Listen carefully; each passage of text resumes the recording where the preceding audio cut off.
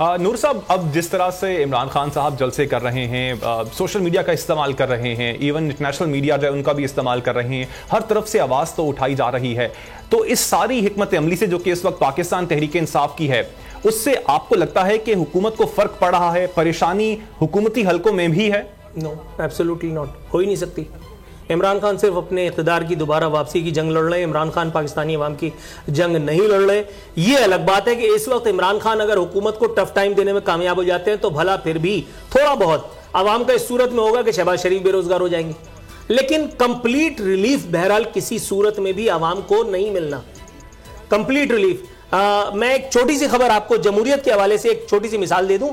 साबिक governor KPK Shah फरमान को माहाना 65,000 रुपए पेंशन, अपनी हिफाजत के लिए 3 ममनुआ जबकि 6 गैर ममनुआ हथियारों के लाइसेंस, मुल्क भर के सरकारी रेस्ट हाउसेज और सर्किट हाउसेज में मुफ्त रहाइश, 3,000 रुपए माहाना तक रहायशी टेलीफोन, सूबाई पुलिस से 5 साल के लिए ड्राइवर कम गनमैन की सहूलत, जबकि 4 साल के लिए एक स्टेनोग्राफर की सहूलियात के हासिल होने की खबर मैंने आपको पढ़ करके सुनाई।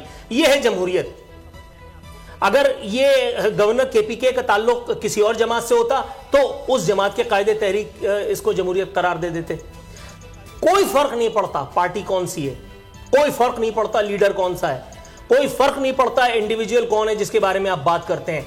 जमहूरियत पाकिस्तान में इसको कहते हैं जमहूरियत।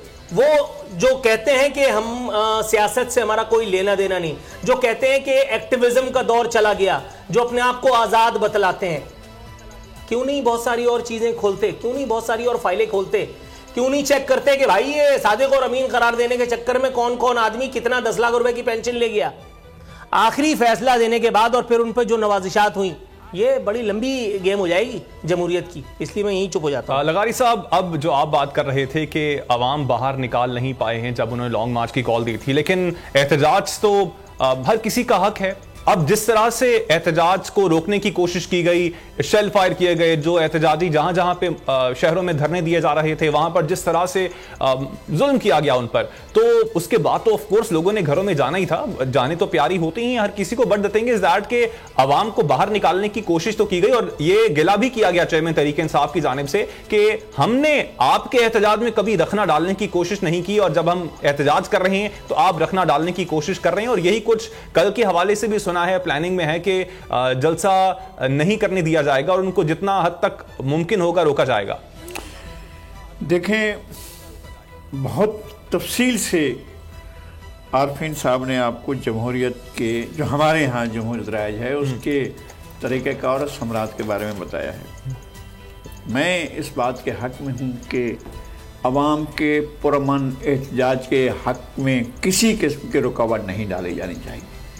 जहाँ भी अवाम असम्बल होते हैं, किसी भी जगह पर होते हैं और पुरअमन हैं, तो उनको उसके अख्तियार है कि वो वहाँ जमा हों और वहाँ पर उनको एहतजाज करने का भी हक है। लेकिन अवाम के लिए कौन निकल रहा है? अवाम की बात कौन कर रहा है? अवाम के राइट्स की बात कौन कर रहा है? कोई जाकर पूछता है कि हमारे मुल्क के अंदर जेलों की क्या हालतें हैं? कोई जाकर देखता है कि हमारे मुल्क के देहात के अंदर जहां बिजली नहीं है, जहां पर गैस नहीं है, जहां पर पानी नहीं है, वहां लोग किस तरह से जिंदगी गुजारते हैं? कराची में सैकड़ों, मैं तो हजारों भी कह सकता हूं, कच्ची आबादियां अनप्लान्ड बनी हुई हैं। कभी जाकर पूछा है आपने कि वो लोग किस तरह रहते हैं? हशरात अल-अर्ज़ की तरह रहते हैं, इंसानों की तरह नहीं रहते हैं। और कोई बात करने वाला नहीं, कोई आदमी ऐसा नहीं करता है कि जाकर पूछे तो सही, यार आप किस इंसान हो? अल्लाह ने आपको बतौर इंसान उनको देख भी नहीं सकता। सब्सक्राइब करें और बेल दबाएं ताकि कोई खबर रह न जाए।